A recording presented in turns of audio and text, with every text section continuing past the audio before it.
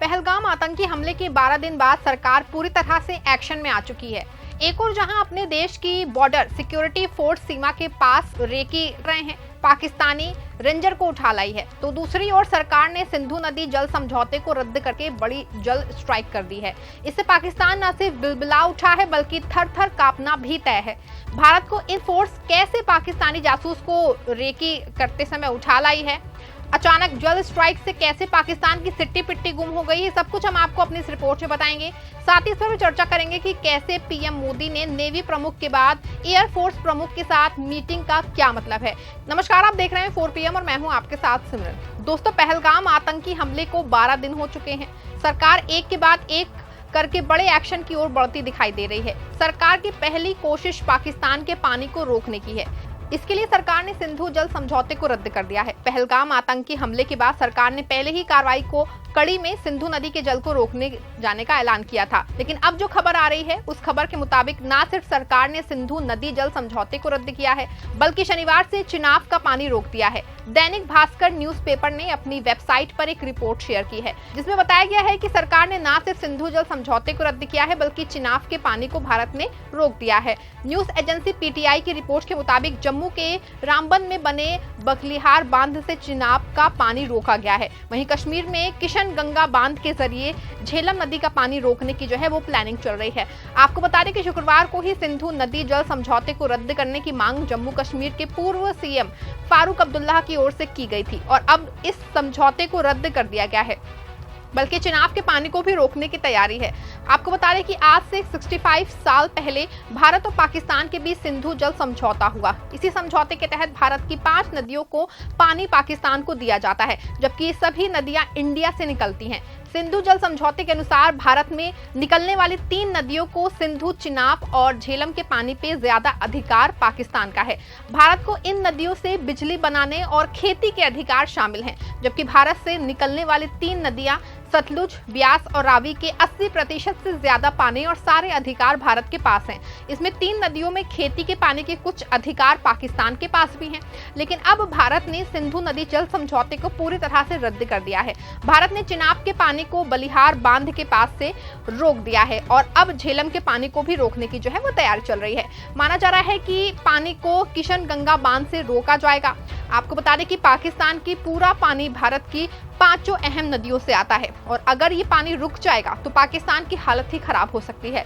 बता दें कि भारत ने सिंधु नदी समझौते के साथ भारत के चिनाब और झेलम के पानी को रोकने के बाद पाकिस्तान की सिट्टी पिट्टी गुम है। पाकिस्तान अपनी गुहार को लेकर के UN से लेके वर्ल्ड बैंक तक दौड़ रहा है, लेकिन अभी तक कोई भी पाकिस्तान की मदद करने के लिए तैयार नहीं हो पाया है। ऐसे में पाकिस्तान की हालत पतली हो चुकी है। बता दें आपको कि दूसरी ओर अपनी बॉर्डर सिक्योरिटी फोर्स ने पाकिस्तान जासूसों को गिरफ्तार किया है। ये सीमा पे भारत की जासूसी में लगे थे। शनिवार की शाम को राजस्थान के सीमावर्ती जिले श्री गंगानगर से BSF के जवानों ने एक पाकिस्तानी रेंजर को पकड़ा है। बताया जा रहा है कि पाकिस्तान रेंजर गंगानगर से जो है सटी भारतीय सीमा में घुसने की कोशिश कर रहा था। मुस्तैदी से पहरा दे रहे BSF जवानों ने तुरंत ही पाकिस्तान रेंजर को पकड़ लिया। हालांकि अभी तक आधिकारिक रूप से BSF की तरफ से इस बारे में कोई बयान नहीं जारी किया गया है। इसके साथ ही पंजाब के अमृतसर से भी 2 जासूसों को गिरफ्तार किया गया है। खबर है कि बॉर्डर पे सेना के जवान पूरी तरह से मुस्तैद हैं और लगातार बॉर्डर की न सिर्फ सख्त निगरानी हो रही है बल्कि बॉर्डर की रेकी करने वालों पे भी जो है वो नजर रखी जा रही है। आपको बता दें कि पिछले दिनों भारत के पूनम कुमार शाह को पाकिस्तान ने पकड़ लिया था। तब से भारत का ये जवान पाकिस्तान के कब्जे में है। माना जा रहा है कि अब पाकिस्तानी रेंजर के पकड़े जाने के बाद पूनम शाह की वापसी संभव हो सकेगी। हालांकि फोर्स जो है रेकी करने वालों से पूछताछ करके अहम सुराग जानने की जो है वो कोशिश कर रही है। माना जा रहा है कि गंगानगर बॉर्डर पे पकड़े गए पाकिस्तानी रेंजर कुछ अहम जानकारी दे सकता है। हालांकि अभी इस बात की सेना की ओर से कोई जानकारी नहीं दी गई है कि क्या कुछ सेना कर रही है। आपको बता दें कि सारी जानकारियां इसी वजह से भी गोपनीय है कि दुश्मन सेना को कहीं कुछ भनक ना लग जाए।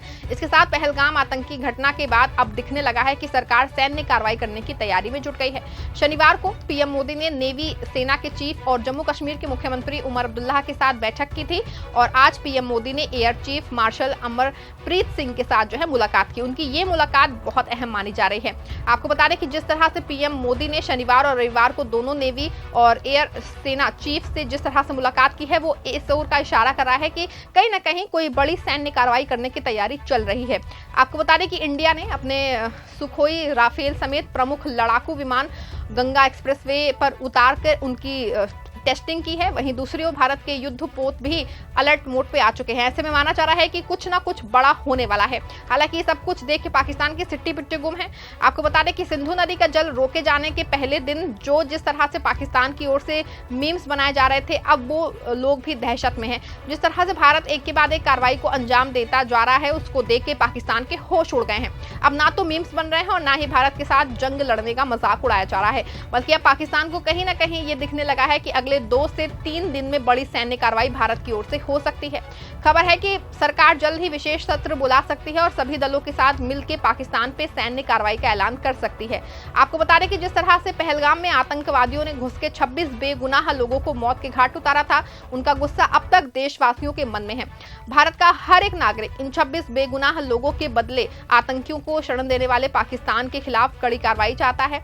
ऐसे में सरकार ने जिस तरीके से एक के बाद एक बड़े कदम उठा रही है, ऐसा माना जा रहा है कि पाकिस्तान और आतंकियों पे कड़ी कार्रवाई होना तय है। आपको क्या लगता है कि क्या पहलगाम घटना का बदला पाकिस्तान में छिपके बैठे आतंकियों से लिया जाना चाहिए या फिर नहीं? क्या मोदी सरकार को पाकिस्तान पे अटैक कर कड़ी सैन्य कार्रवाई नहीं करनी चाहिए? क्या चुनाव के बाद अब झेलम का पानी भी पाकिस्तान का नहीं रोका जाना चाहिए? अपनी राय कमेंट में बताइएगा। खबर को लाइक और शेयर भी जरूर करिएगा।